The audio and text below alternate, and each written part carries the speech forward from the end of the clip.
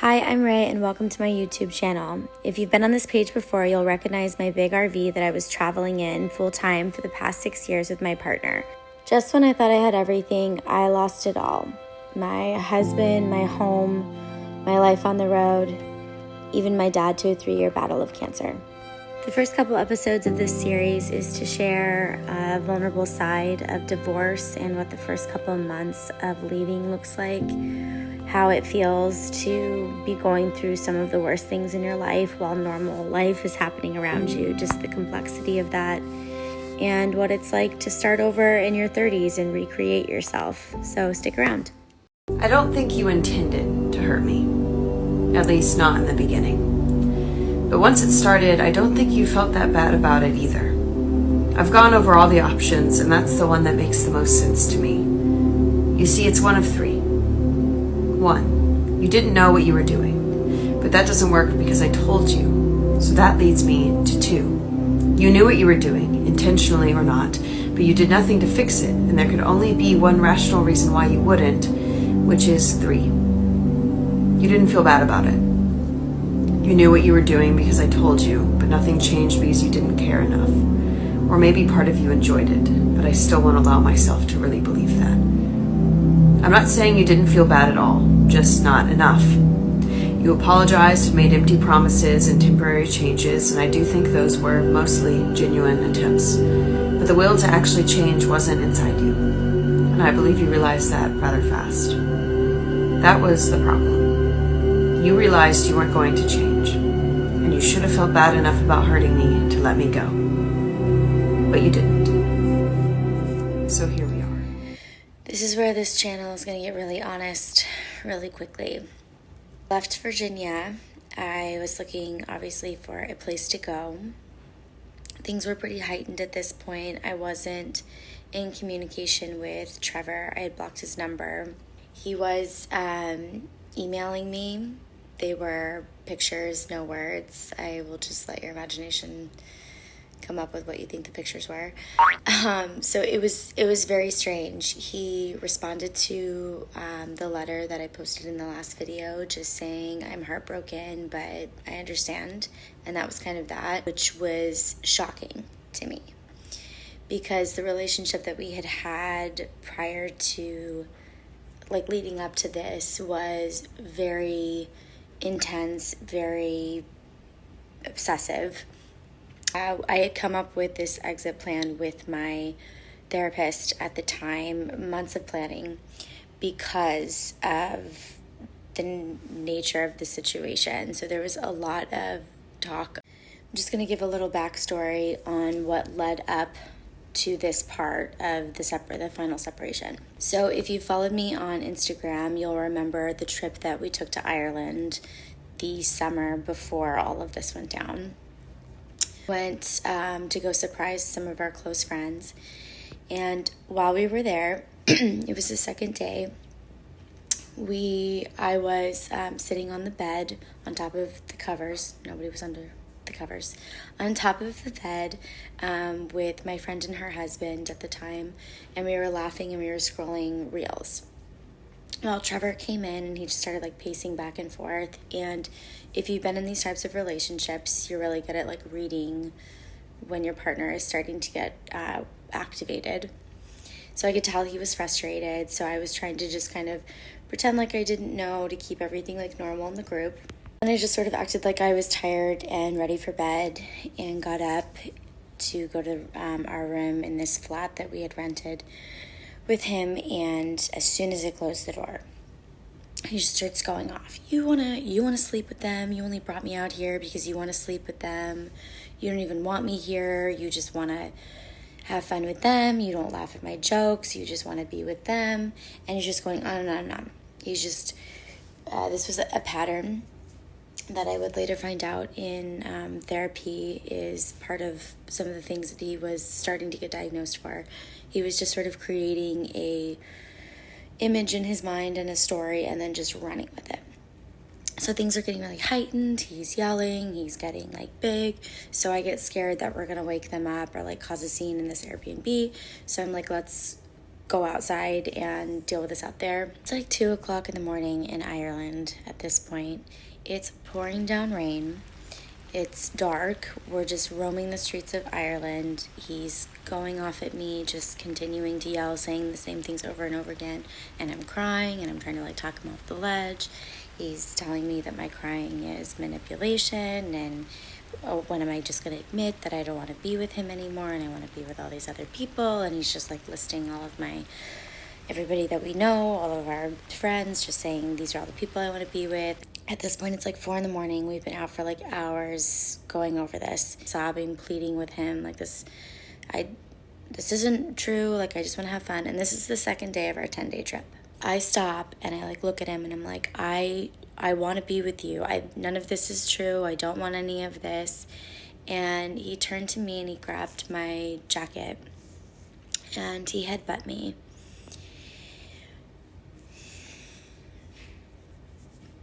This was the first time that it was like this really obvious physical, like it was like he did that and he was sober. And leading up to this, because there was a lot of drinking in the beginning of the relationship, the first couple years, and I left the first time because his drinking had gotten so out of hand that he had gotten really abusive, really physically abusive with me. And so that was the first time I left in the middle of the night and just said, if you don't get sober, I can't be with you anymore. And he did. The next day, he like reached out to me and said, I'm going to do it. And he got sober and he built the first truck, and that's what led to our first like expedition on the road. He had been sober for the majority of our relationship, and there wasn't really any intense physical abuse. Everything was very small and just kind of like, was that? Like, I couldn't ever really tell. Looking back, it's very obvious to me, but when I was in it, I made a lot of excuses for the kind of like smaller abuse that was happening when he was sober. Very important to note that the best of our relationship was the best. Nobody treated anybody as well as he was treating me when we were good. I mean, I was a queen.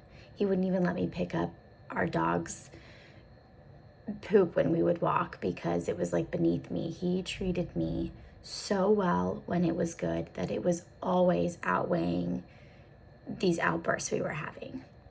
And I loved that version of him and us so much that it was always worth it. And because the abuse was never as intense as it was when he was drinking, like once he got sober and it wasn't like this obvious abuse, it was really easy to talk myself out of it every time. It was a lot of like squeezing my leg really tight under the table until he would leave marks on it. He would often squeeze my hand so tight that it felt like it was going to break if I was doing something he didn't like. A lot of like neck grabbing, just like a lot of intense kind of like power moves. Essentially, anytime he was having a strong emotion towards something, it was coming out in a physically aggressive way. There were a lot of holes in our first house. There was a lot of punching at the steering wheel, grabbing things, throwing things, and often in my direction or grabbing me aggressively. This part is very important for me to share because I did make a lot of excuses and I did deny and sort of gaslight myself that I was in an abusive relationship because these things felt small to me. I was also extremely protective and loyal to him, so I made a lot of excuses on his behalf. I blamed a lot of his outbursts on social anxiety or Asperger's, or justifying because, yes, of course, this person is being inappropriate. You have every right to be angry. I was always validating his behavior. A lot of manipulation that happened in this dynamic from both parts, and I will talk about mine. But from him, he would very early on in the relationship talk about how people always abandoned him, how no one stays with him, how he doesn't have any friends. So when these things would happen, there was always like this voice in the back of my head that was, I don't want to be another person that leaves him. I don't want to let him down. There was also a religious upbringing aspect to all of this, where you always work on your marriage, you stick to it, divorce is a sin. So there was a lot of factors going on in my head every time something was hard. I just kind of felt like it was something we needed to push through, and this was going to be part of our testimony. Reiterate that it is abuse, and it's never okay for a man or any person, particularly a person that is larger than you, to intimidate you with physical power. It is a form of abuse, and it's not okay. And I think I really want to encourage people that are questioning if something is abuse. I do feel if you've gotten to the point where you have to ask yourself if it's abuse, then it probably is. And it's never okay for somebody to intimidate you physically. It's a form of abuse, and you're in an abusive relationship if any of these things are happening or somebody's intimidating you physically, and you need to seek help. And this usually came when he was feeling jealous or I was doing something that he didn't like. There was a lot of control of my time, who I spent my time with, where I was going. All of these things felt like just really intense love, and like, oh, we just can't stand to be away from each other. We just want to be together all the time. And so you just kind of tell yourself that, and like, oh, he just doesn't know how strong he is. So there were things that I talked myself out of a lot. So this headbutting situation in Ireland was the first time that I was like, you just hurt me. I can't, like, there's no way I can talk myself out of this being anything else other than what it was. And it was truly like this moment where I felt like I got you just jolted reality into me. And I immediately stopped crying, and I looked up at him, and I think he could see on my face what was happening in my brain, because he immediately starts backpedaling. And he's like, I slipped, I didn't mean to do that. And I was just very clear, and I was like, no, you didn't. You just did that, and I can't be with you anymore. And I just start saying, like, I'm not going to do this. Like, when we get back, like, I can't do it. And then it becomes like this conversation about I'm moving out, and he's trying to like talk me out of it. So then I stop again. I grab his hand, because we had 8 days left on this trip. Okay. So I grabbed his hand and I said, this is what's going to happen. I'm going to compartmentalize this so well that you're going to think that I'm completely over this. I'm going to get us through this trip, and I'm going to have fun. And when we get back to the States, we will deal with this. And that's exactly what I did. I took his hand, and he cried the whole way back to the flat. At one point, he got down on his knees, and he was like pleading with me. And I was like, get up. We're not going to do this in Ireland anymore.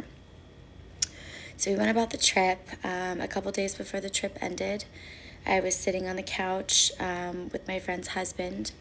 And as a sidebar, I do want to note that not everything he was upset about was wrong. I have had very unhealthy boundaries my entire life. This was something I really reflected on and recognized this past year. I have had extremely unhealthy relationships and boundaries. I just have let a lot of people into my life that shouldn't have been there, and a lot of the things that he saw were not incorrect. And I have since apologized for essentially gaslighting, not on purpose, but gaslighting him into thinking that these relationships were fine and he needed to get over it, because we had such bad communication, because I was feeling controlled and he's like, why don't you see this? So it was really a clash of both of us in denial about our own problems. The bigger issue is that he had a really hard time expressing, while they were correct feelings or notions, he was expressing them incorrectly, and that's what led to this. So the sidebar to that is that this person, my friend's husband at the time, is not a good person, and it did take this divorce for me to see that, unfortunately. Nothing inappropriate.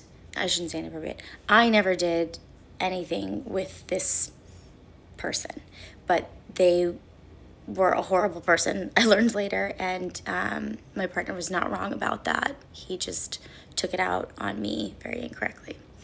So I'm sitting on the couch in Ireland. This is 2 days before the trip ends, and at the time, this guy was like one of my best friends.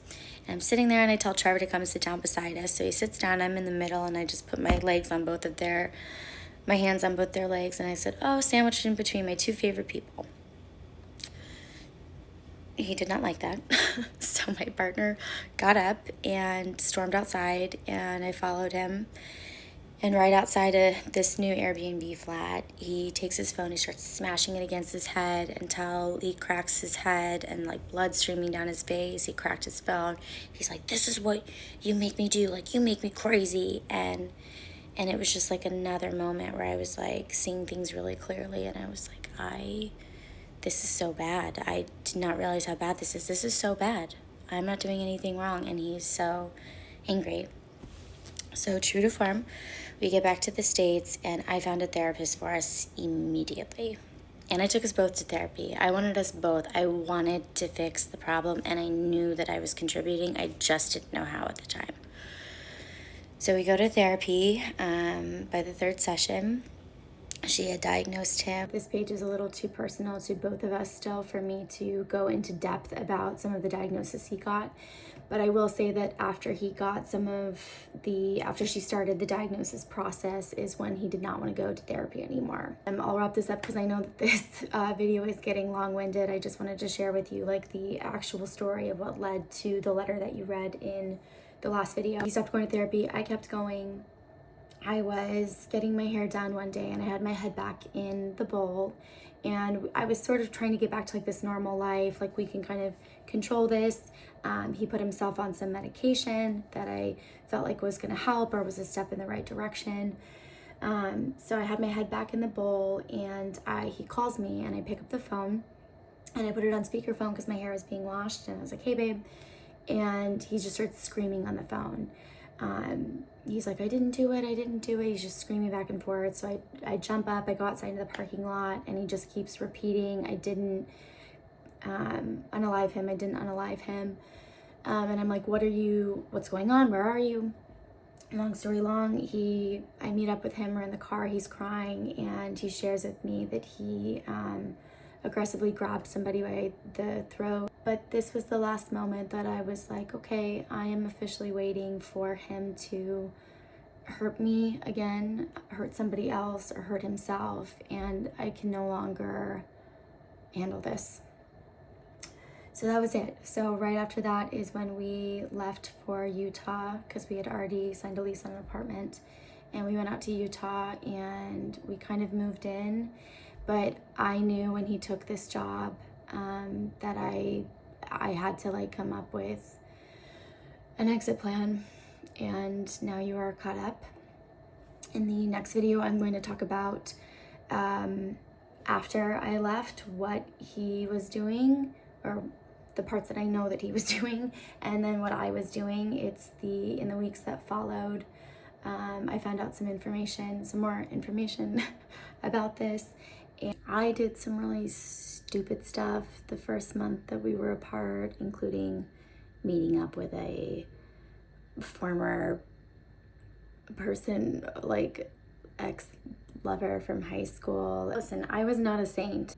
I mean, we had an OF page, and not that I'm judging couples that do that, but I just like, given my history from childhood, which I might share about, what were we thinking? The fact that he was struggling with jealousy and controlling issues.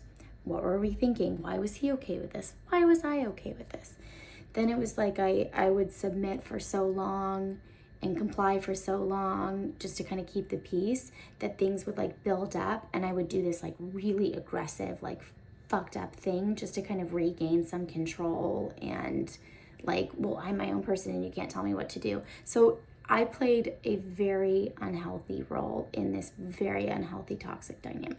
And there's a lot of stuff to admit and take responsibility for, and a ton of self-reflection that I did this past year. Like, oh, I get it. See like your own pattern, and just, yeah, We both did some pretty crazy things in the wake of leaving each other, and it was, anyway, I go into all of that. I do want to keep sharing on this page, and I felt like now that I've had time to self-reflect and kind of unpack everything, I can talk about it in a less emotional way and give the facts and try to give both, or like the whole picture as best as I can. But I also really want to say that this does not make everything that we shared on this page a lie. This does not mean, oh, I can't believe anything I see on the internet. No, you can. All of that is real. It just wasn't the whole picture. And it's always everybody's right to disclose and share whatever parts of their life they want to on the internet. It doesn't make it less real. It doesn't mean people are living lies or not being authentic. All of that was real. The best parts about our relationship were so good. I have zero regrets about the life that I created with him. It was my dream life. I feel like I manifested that life, and I had moments of euphoria with him that I know were real because it was true and authentic to where I was at the time. I was loving to the capacity that I knew how, and I was receiving love to the capacity that I knew at the time.